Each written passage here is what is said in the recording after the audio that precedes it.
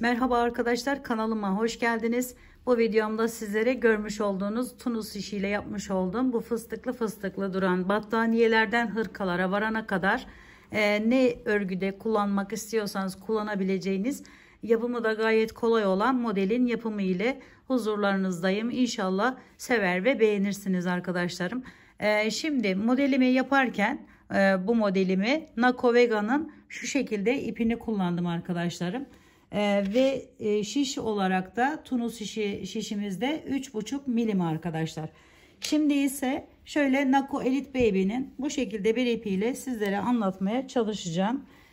İnşallah seversiniz arkadaşlarım.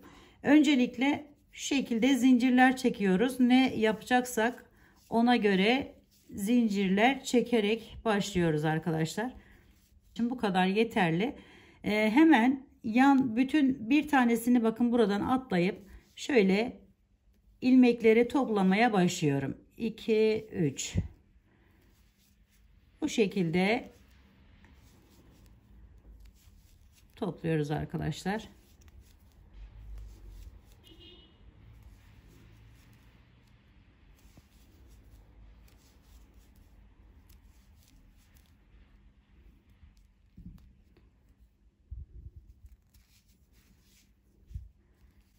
Şimdi ise bunların hepsini ilk sırada bu şekilde çekiyoruz. İkişer ikişer, ilkini tek, diğerlerini ikişer ikişer çekerek devam ediyoruz.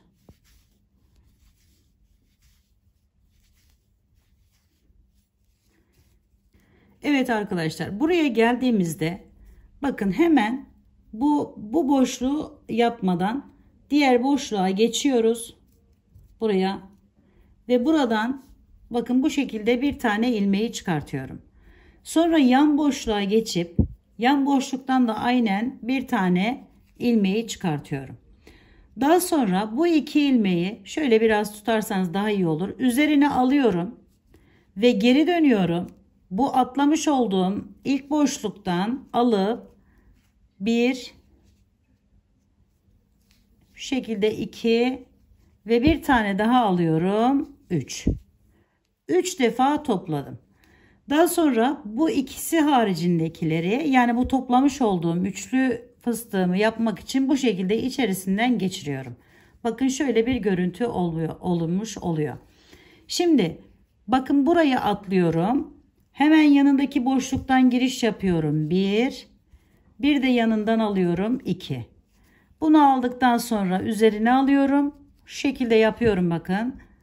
Ve geri dönüp o boşluğun içerisinden 1 2 3 tane ilmeği topluyorum. Ve o ikisi haricindekileri çekiyorum arkadaşlar. Yani 3 ilmeği düşürüyorum bu şekilde. Devam ediyoruz bu şekilde.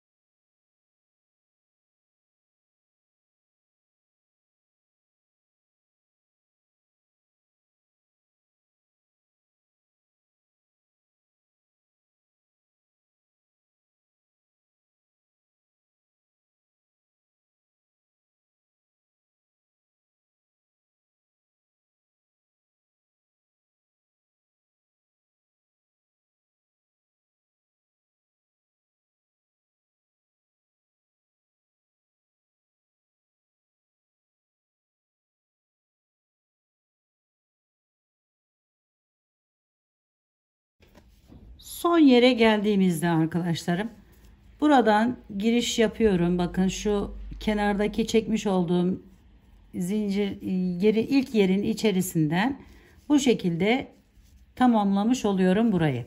Şimdi burada bir tane buradan çıkartıyorum. Birini tek alıyorum. Sonrasını ise 2 alarak devam ediyorum.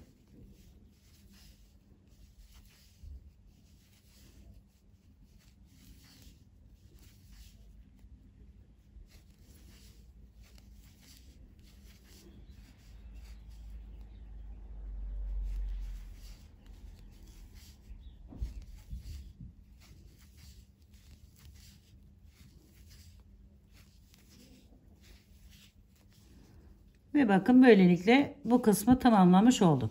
Şimdi ikinci sırada şuradan giriş yapıyorum. Bunu atlıyorum. Ve buradan çıkarttım birinciyi. Sonra ikinciyi bu fıstığımın hemen buradan çıkartıyorum.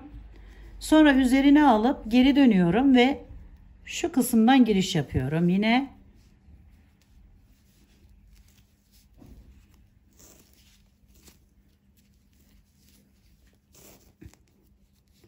Ve fıstık yapımı için toparladığım ilmekleri çektim. Evet, ikinci fıstığımızı da yapalım. Şimdi bunu atlıyoruz. Bakın hemen bunu atlıyoruz. Diğerinin üzerinden giriş yapıp bu şekilde çıkartıyorum birinciyi. İkinciyi de az önce fıstığımızın hemen üstündeki boşluktan çıkartıyorum. Daha sonra bunları biraz böyle geri alıp şöyle toplamaya başlıyorum. 3 defa da topladım. Sonra çekiyorum. Evet, bu şekilde devam edelim.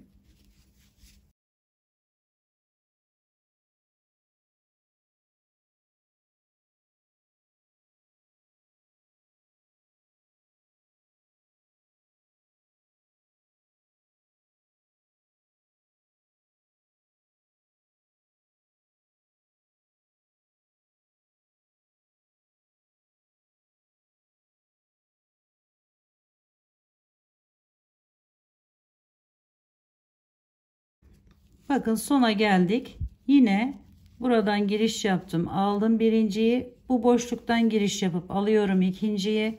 Sonra üzerine alıp geri dönüp bu yuvadan 3 tane toplayıp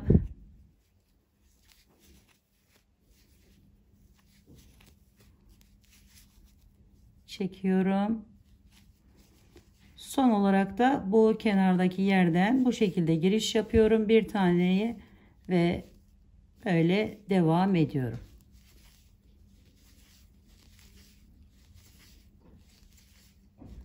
İkinci sırada bu şekilde yapmamız gerekiyor arkadaşlar. Yoksa modeldeki fıstık sayısını arttırmalar yapabiliyoruz.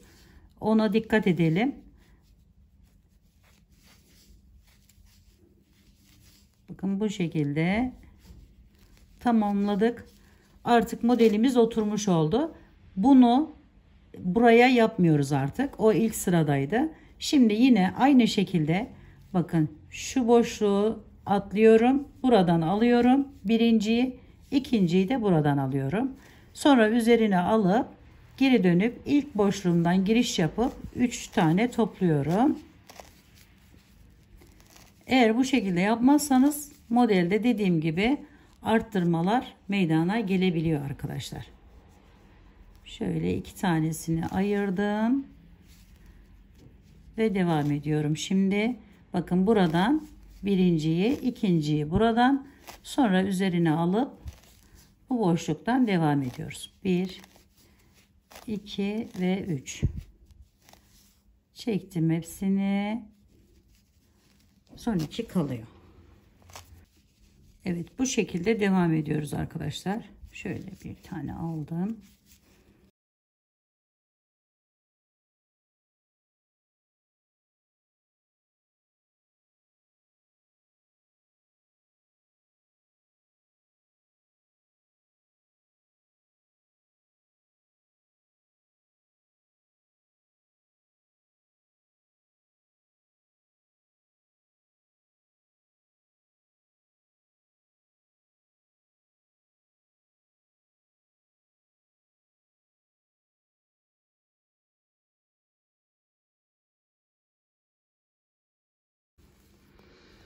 Evet arkadaşlar, gördüğünüz gibi modelimizin yapımı bu şekilde devam ediyor. Arkası da bu şekilde.